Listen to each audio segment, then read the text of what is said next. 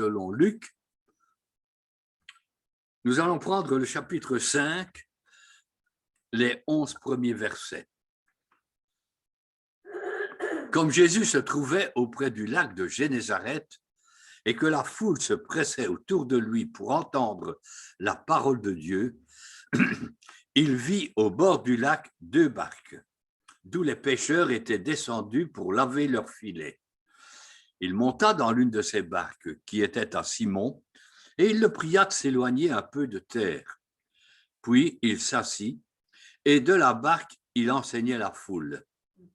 Lorsqu'il eut cessé de parler, il dit à Simon, « Avance en pleine eau, et jetez vos filets pour pêcher. » Simon lui répondit, « Maître, nous avons travaillé toute la nuit sans rien prendre, mais sur ta parole, je jetterai le filet. » L'ayant jeté, ils prirent une grande quantité de poissons, et leurs filets se rompaient. Ils firent signe à leurs compagnons qui étaient dans l'autre barque de venir les aider. Ils vinrent, et ils remplirent les 2 barques au point qu'elles enfonçaient.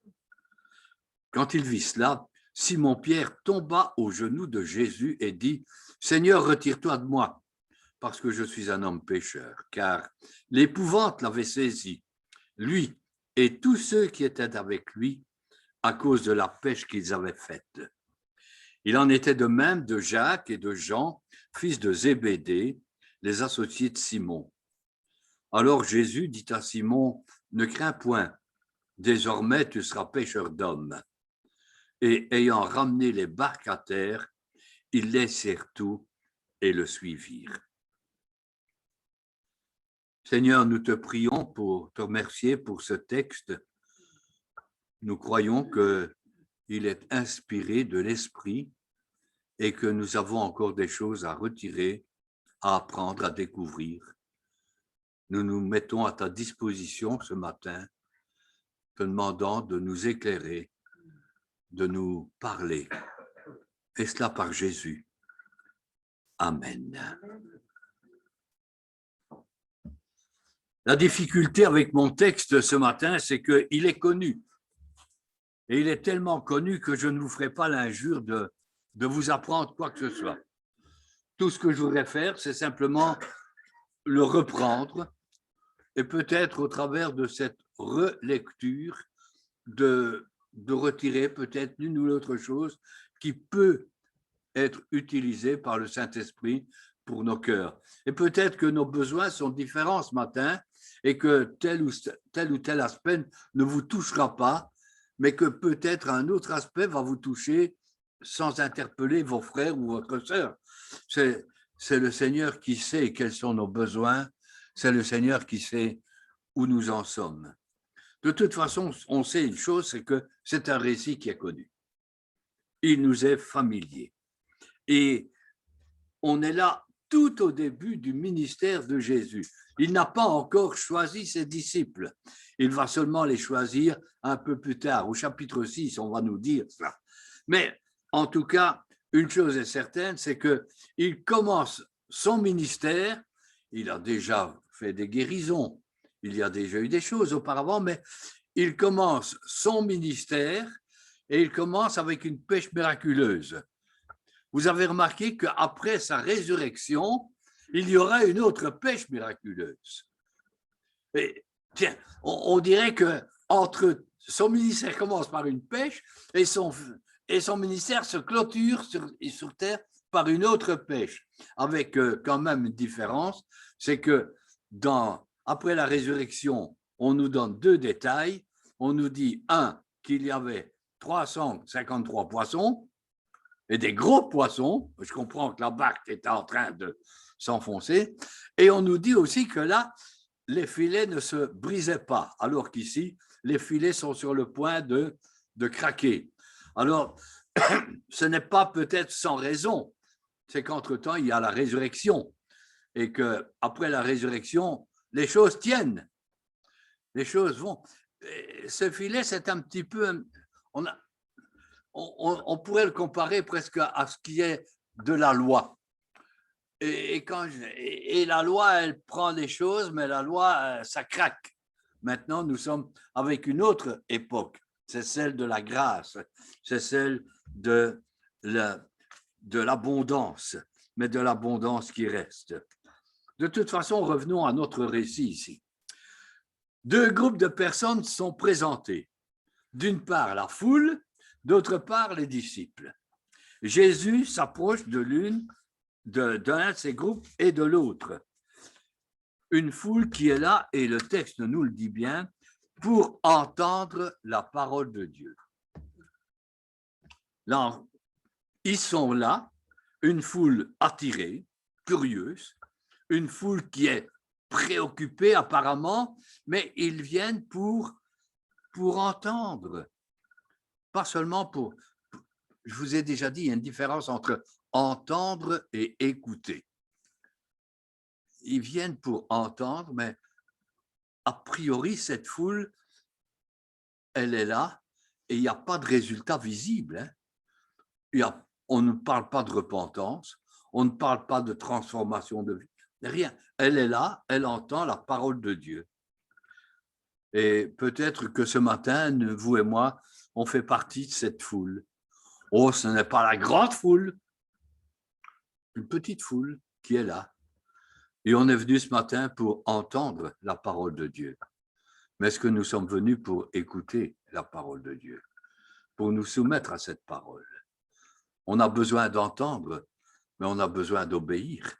Et la foule, elle est là, elle entend, mais il n'y a pas de résultat. Alors que l'autre groupe, ce petit groupe qui est là, ces pêcheurs qui ont travaillé toute la nuit, qui sont là maintenant, peut-être encore les pieds dans l'eau, en train de laver leurs filets, en train de réparer leurs filets, ce petit groupe va être utilisé. Mais je remarque que au travers de ce que la Bible nous dit, on a déjà un signe de leur ministère futur.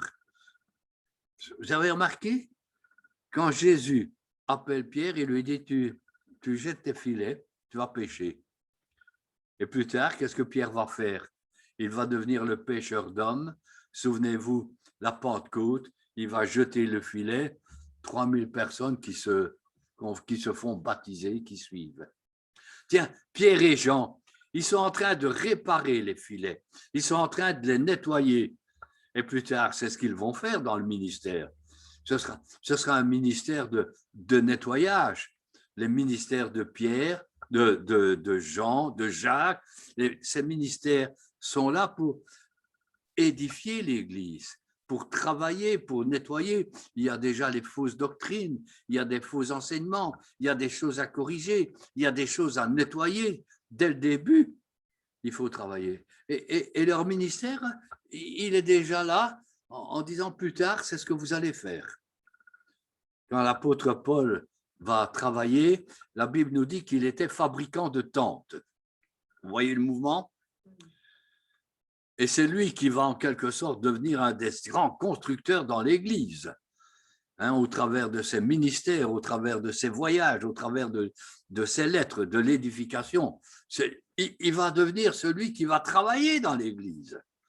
Quand Dieu appelle, il va appeler au départ et il y a déjà quelque chose qui est là en vue. Il y a déjà quelque chose que Dieu a. Il y a déjà un plan et sans que nous nous en rendions compte, il nous prépare pour cela. Et il prépare. Et ici, des hommes sont là en train de travailler.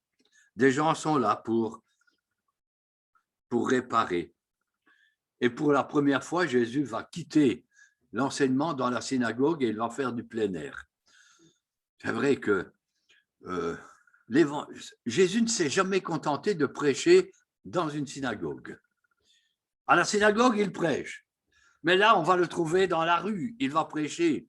On va le trouver dans des maisons, il va prêcher. Il est en plein air, il prêche. Il est au bord du lac, il va parler à la foule. Il y a des gens qui pensent que la parole de Dieu, c'est seulement dans l'église. Ben, ce n'est pas seulement dans l'église, c'est aussi dans la rue. C'est aussi là où nous sommes. Ça peut être sur une place de marché, n'est-ce pas? Ça peut être dans un lieu de travail. Pourquoi faut-il nécessairement? Nous disons aux gens, venez, et ils ne viennent pas. Mais Jésus n'a pas dit de dire aux gens, venez, il a dit aux gens, il a dit à ses disciples, allez. C'est beaucoup plus difficile pour nous, n'est-ce pas, de devoir aller plutôt que de dire aux gens, venez. C'est à nous de nous déplacer. C'est à nous d'aller vers les autres. Jésus, lui, il allait vers les autres et il va aborder Simon en lui disant, écoute, Simon, maintenant, tu vas me prêter ta barque.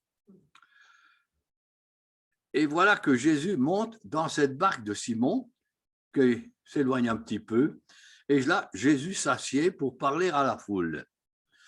Alors, c'est vrai qu'on va me dire que la voix, elle porte mieux sur l'eau, qu'on entend beaucoup mieux, c'est un micro naturel, c'est bien, mais ce n'est pas seulement l'idée.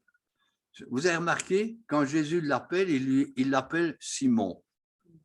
Mais ce n'est pas la première fois qu'il le rencontre, c'est la deuxième fois qu'il le rencontre. L'évangile de Jean, lui, va nous dire que bien avant cet épisode, Jésus a rencontré Simon. Et en fait, c'est le frère, c'est André qui l'avait amené. André qui a dit, écoute, on a trouvé le Messie, viens. Et il l'a pris, André, et il l'a pris.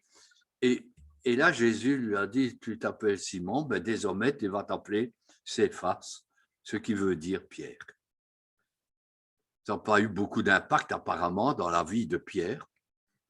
Il est retourné à ses poissons, à sa pêche, à son travail. Il a repris son travail comme avant, jusqu'à cet épisode où le Seigneur prend sa barque et le Seigneur va utiliser sa barque. Je trouve que c'est quand même assez étonnant parce que quand Jésus commence par faire quelque chose, il commence par utiliser ce qu'on a. Il utilise d'abord ce que nous avons. Pierre, il a une barque et il la met à la disposition du Seigneur. Et le Seigneur va utiliser cette barque. Vous savez, Moïse, qu'est-ce que tu as dans ta main, Moïse? Un bâton. Son bâton. Pas grand-chose. Moïse, jette ton bâton à terre. Et puis le bâton devient serpent. Jette ton bâton. Et puis nous savons comment le Seigneur va utiliser le bâton de Moïse, ne serait-ce que pour fendre les eaux lors du passage de la mer Rouge. Et souvent, Moïse va utiliser son bâton au travers des étapes. À Mara, il devra jeter son bâton dans l'eau aussi avec une branche d'hysope. Et il y a des changements. Il faut venir avec ce qu'on a.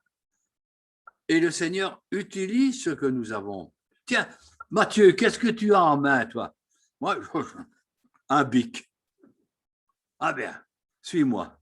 Et Matthieu va suivre Jésus avec son bic. Il va tout laisser, mais il va garder le bic. Et qu'est-ce qu'il va faire avec le bic? Il va écrire l'évangile selon Matthieu.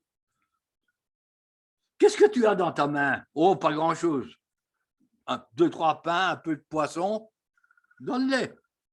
Et le Seigneur va multiplier. Il utilise ce que nous donnons, il utilise ce que nous avons. Et peut-être que nous n'avons peut-être pas. On va dire, je n'ai pas beaucoup d'argent. Il peut utiliser les dons.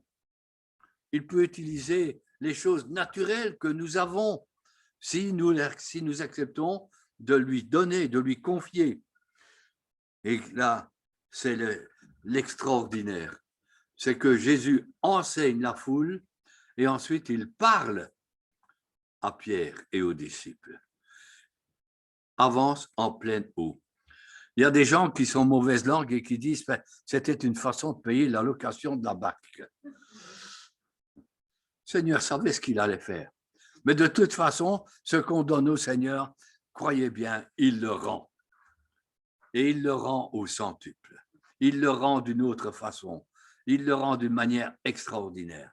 Ce que vous donnez pour Dieu, ce n'est jamais du perdu, parce que Dieu ne sera jamais notre débiteur. C'est toujours nous qui lui devrons quelque chose. Lui, il va multiplier et il va faire ce miracle extraordinaire de cette pêche miraculeuse. Mais quand Pierre entend ce que Jésus lui dit, Simon avance en pleine eau. Vous avez remarqué la réaction de Pierre? Maître, nous avons pêché toute la nuit sans rien prendre. Il y a des gens qui pensent que c'est peut-être un reproche. Qui es-tu, Seigneur? Allez, tu es le fils du charpentier, ton métier c'est le bois, moi c'est la pêche. Chacun son métier. Il aurait pu dire cela, Pierre. Mais ce qu'il a appris, ce qu'il a entendu du Seigneur va déjà quelque part l'interpeller. Et à partir de ce moment-là, il va entrer dans l'obéissance. Il va entrer dans l'obéissance. Sur ta parole, je jetterai le filet. Il y a deux choses qui sont importantes. Un, avance en pleine eau. C'est la différence entre la foule et le disciple. La foule, elle est sur la terre ferme, elle reste là, elle regarde peut-être, elle est attirée, elle va rester là peut-être pendant un temps. Non, c'est rien. Les disciples qui sont là qui sont là en train de réparer leur filet, on va les appeler plus tard pour venir aider. Mais Pierre, il doit avancer. Et l'obéissance, elle implique d'avancer. Elle implique de se lancer. On ne peut pas obéir sans qu'il y ait une obéissance de la foi. Si on regarde simplement le résultat de ce que Pierre a vécu jusqu'alors, c'est une nuit pour rien. Ils ont travaillé toute une nuit, les filets sont abîmés, mais il n'y a pas de résultat. Et je pense que bien souvent dans nos vies, c'est ce qui se passe. On s'épuise, pardonnez-moi l'expression, mais on se crève pour résoudre des choses, pour faire des choses, et on revient avec résultat zéro, un peu plus de déception. Ça n'a pas marché. On a essayé peut-être de résoudre des problèmes de famille. On a essayé de résoudre certains problèmes dans les églises. On essaie de... Oui, on fait ce qu'on peut. On a essayé, on a travaillé, on s'est esquinté et sans rien. Est-ce qu'il n'y a pas un moment où il faut arrêter de faire nos propres efforts pour obéir au Seigneur et avoir cette foi qui nous pousse à aller plus loin dans l'obéissance? Avance en pleine eau, lance-toi, on calcule, on regarde, ouais, ça n'a pas marché, on a essayé, ça ne va pas. Et alors, ce n'est pas le moment d'obéir et de dire on fonce sur la parole du Seigneur, parce que le Seigneur nous dit parfois, cesse de discuter et avance. Cesse de calculer, avance. Avance en pleine eau, n'aie pas peur de te mouiller pour le Seigneur. Tant que tu restes là avec la foule, oui, c'est bien. Tu as entendu la parole de Dieu. Et après, il n'y a pas de résultat. On est là en train de travailler, réparer nos filets, ben, pas trop d'efforts, il ne faut pas en faire trop. Après tout, ça n'a pas tellement marché jusqu'à présent. Pourquoi se lancer? Mais il y a un moment où il faut foncer, il faut avancer et il faut avoir le courage de jeter les filets et d'attendre la bénédiction de Dieu. Ayons foi dans la bénédiction de Dieu. Ayons foi dans la puissance de Dieu. Ayons foi dans l'autorité que Dieu a, même sur le monde des poissons. Le psaume 19 nous dit qu'il domine aussi sur les poissons. Et il domine sur le monde. Nous avons tellement peu de foi qu'on voit surtout impossible. Impossible. Mais le Dieu que nous servons est le spécialiste des situations impossibles. Le Dieu que nous servons est un grand Dieu, il est l'Éternel. Il est capable de faire des choses que nous ne soupçonnons pas. À tel point qu'à un certain moment, Pierre va cesser, il ne discute pas. Et vous avez remarqué ce qu'il dit? Maître. Il reconnaît que Jésus est le maître. Et quand il dit que Jésus est le maître, il reconnaît son autorité. Il reconnaît le droit de donner les ordres. Tu es le maître. Alors, si Jésus est notre maître, cessons d'en faire à notre tête. Si Jésus est notre maître, entrons dans l'obéissance. Et là, devant, le miracle s'accomplit. Un miracle fantastique, à tel point que les barques sont remplies, elles s'enfoncent, que les filets sont en train de craquer. Il faut demander l'aide. Pierre, Jean, arrêtez de laver vos filets, venez vite avec. Ils sont en train de crier pour qu'il y ait de l'aide qui arrive. Viens, Jacques, viens. Et puis, tous ceux qui sont là. Ce qui est formidable dans ce récit, c'est qu'il y a un certain moment où il faut accepter l'aide des autres. On en sort toujours très bien tout seul. On en sort mieux tout seul. Mais quand la bénédiction de Dieu vient, il faut la partager. Quand la bénédiction de Dieu vient, il faut cesser de faire cavalier seul. Plus tard, ces hommes vont devoir aider les autres. Mais si nous voulons aider les autres, ayons l'humilité d'accepter l'aide des autres. C'est pratique, cela, n'est-ce pas, dans notre vie de tous les jours. Oh, mais je n'ai besoin de personne, j'en sortirai bien tout seul. Est-ce qu'il n'y a pas une forme d'orgueil, là, de vanité, de prétention qui est là derrière, alors que nous pourrions dépendre, oui, accepter de dépendre des autres, qu'ils viennent nous donner un coup de main, qu'ils viennent nous apporter leur secours?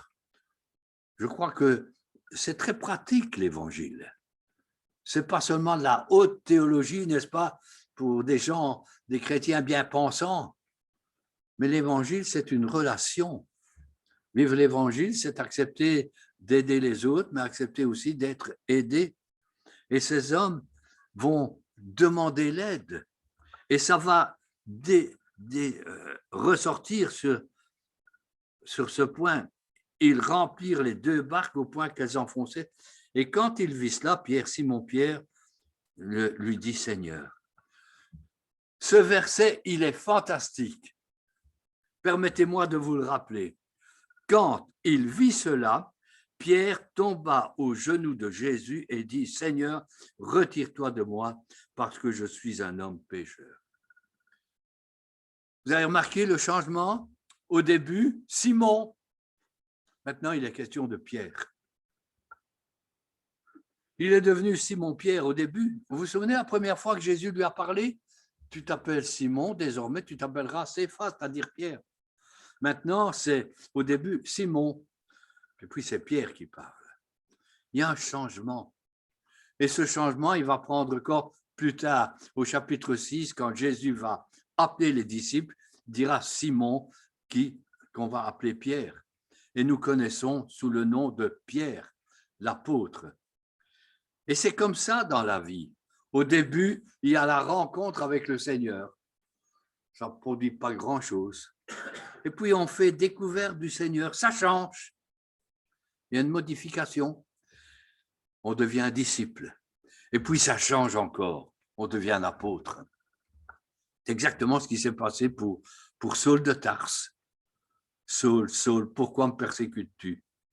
Et puis, Saul devient Paul. Et puis, c'est l'apôtre Paul. Vous voyez l'ancien nom, le 2 noms, et puis le nom nouveau. Il y a ce changement. On a vu ce changement avec Jacob, Israël. Vous vous souvenez?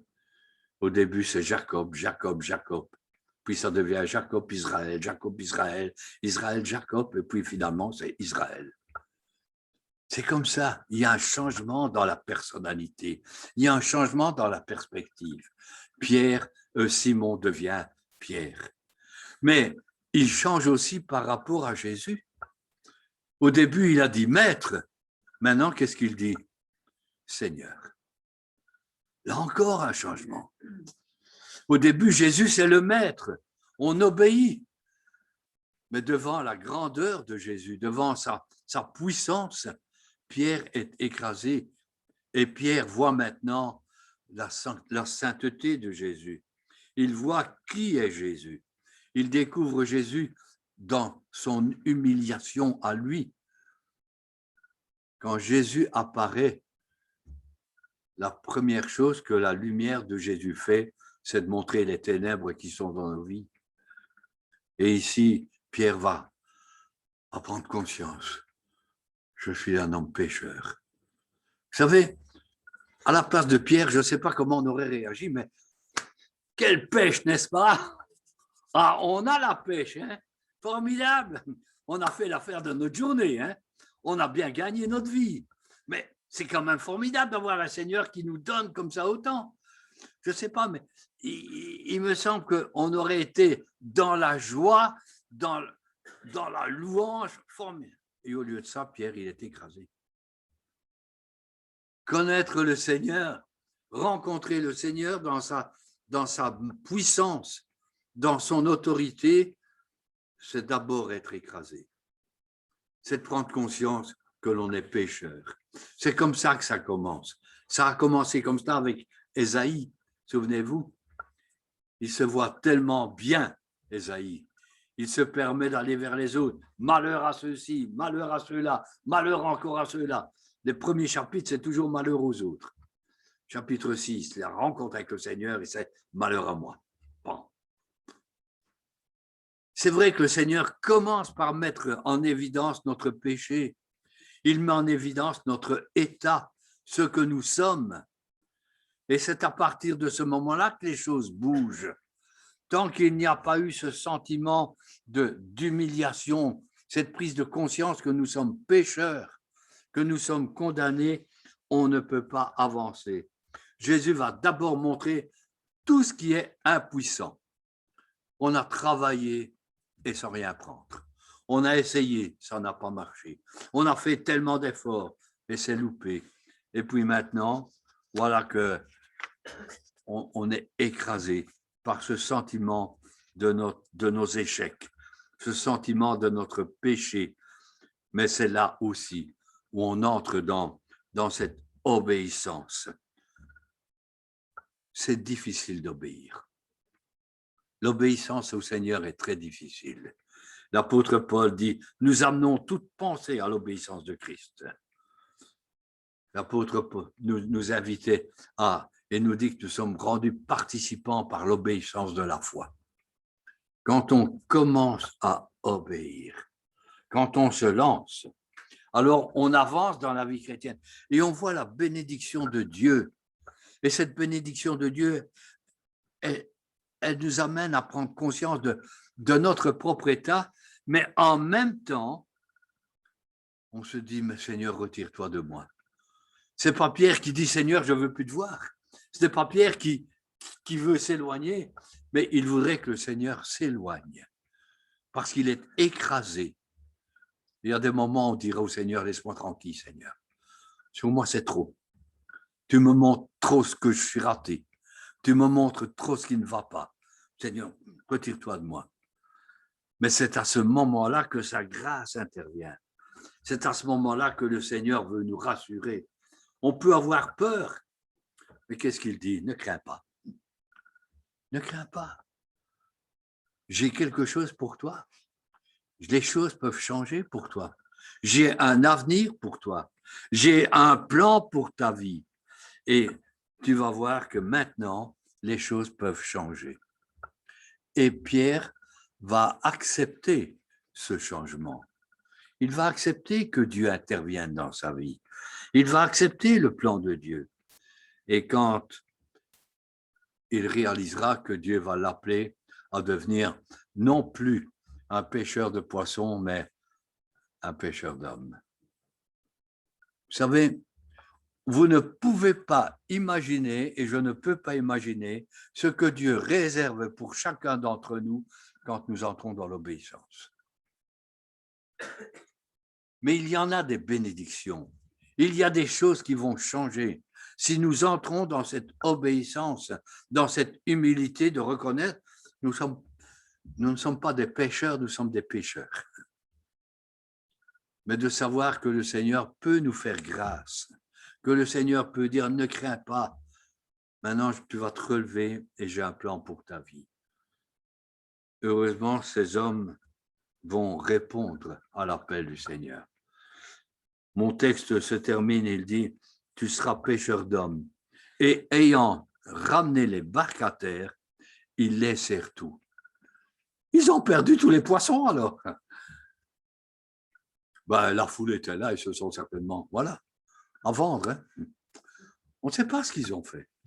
Sinon qu'ils ont tout laissé. Désormais, la vie a pris une autre orientation. Ils vont suivre un maître qu'ils savent qui peut leur donner la nourriture, qui peut donner le vêtement, qui peut donner ce qu'il faut. Est-ce qu'il n'a pas montré qu'il était capable de pourvoir aux besoins? Qu'est-ce qui nous empêche de servir Dieu? Quelles sont nos craintes? Avoir faim? Manquer de ceci, manquer de cela? Qu'est-ce qu'on va dire si je manque, si je continue? Ils ont tout laissé. Dieu ne va peut-être pas vous demander d'abandonner votre métier. Dieu ne va pas vous demander d'abandonner certaines choses, mais il y aura des choses à abandonner. Il y aura un prix à payer. Il y aura des sacrifices à faire. Quand les poissons sont arrivés dans l'eau, dans les filets, ben, les filets ne sont pas remontés tout seuls. Hein. Ils ont dû faire l'effort de tirer dessus. Il y a des efforts à faire dans la vie chrétienne. Nous aimerions que le Seigneur fasse tout et nous, rien. Faites votre part, lui fera la sienne. Engagez-vous dans ce que vous avez à vous engager et lui pourvoira. Nous avons fait l'expérience il y a des années et je voudrais rendre ce témoignage. Quand j'ai terminé l'Institut biblique, tout ce que j'avais en poche, c'était tout juste un prix qu'on avait, un petit prix que j'avais gagné comme étudiant.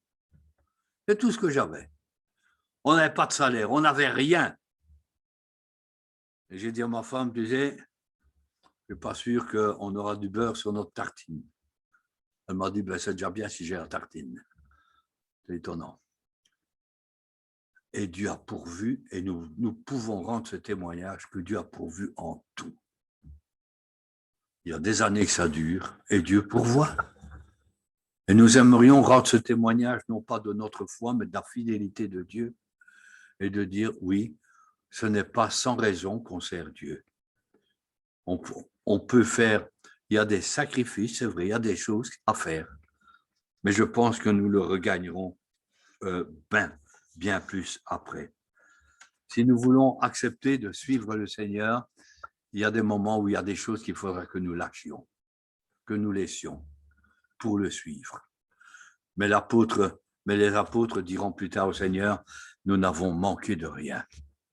Il a pourvu à tout. Si Pierre, si Jacques, si Jean n'avaient pas obéi au Seigneur, s'ils n'avaient pas tout laissé pour le suivre, nous n'aurions pas la Bible aujourd'hui. Nous n'aurions rien. Mais c'est parce qu'ils ont prêché, parce qu'ils ont suivi, parce qu'ils ont obéi que vous et moi, nous sommes là ce matin.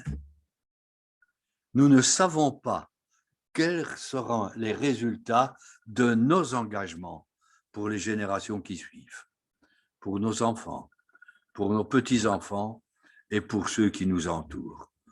Nous ne savons pas comment Dieu peut nous utiliser, mais nous savons qu'il peut le faire et qu'il veut le faire si nous acceptons à certains moments de reconnaître en Jésus le Maître, le Seigneur et de le suivre. En tout cas, c'est là notre prière ce matin, que vous et moi, nous cessions de rester les pieds dans le bord de l'eau, mais qu'on avance en pleine eau et qu'on jette quand même nos filets pour pêcher. Amen.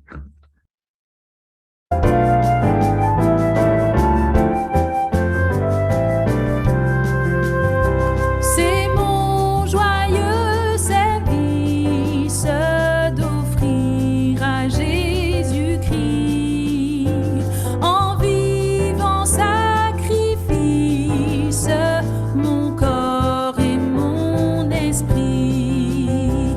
Accepte mon offrande, bien-aimé.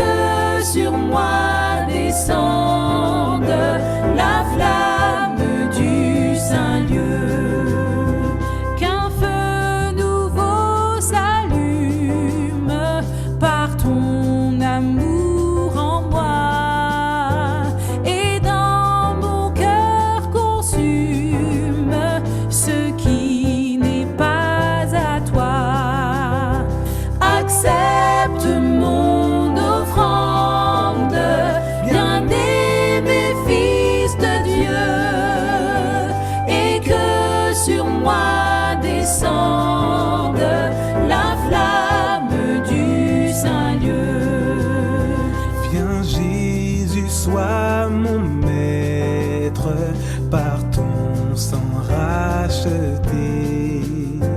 À toi seul je veux être